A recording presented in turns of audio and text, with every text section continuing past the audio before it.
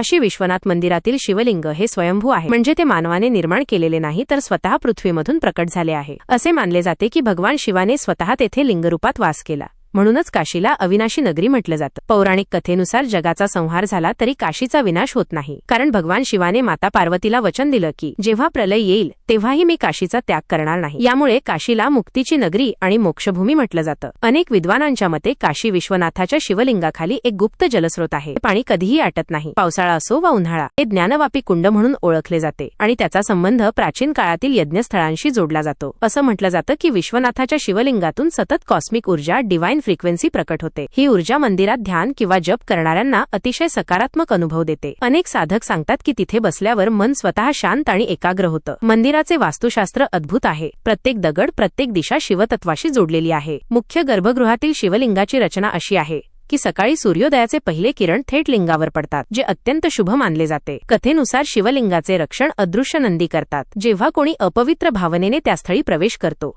तेव्हा त्याला स्वतःची ऊर्जा कमी झाल्यासारखी जाणवते. हे त्या स्थानाचे संरक्षणात्मक दैवी चुंबकीय क्षेत्र असल्याचे मानले जाते. असे म्हटले जाते की काशीत मरण म्हणजे मोक्ष, कारण इथे शिव स्वतः कानात तारक मंत्र सांगतात. शिवलिंग हे त्या तारक शक्तीचे प्रतीक आहे, जे आत्म्याला जन्ममृत्यूच्या चक्रातून मुक्त करते.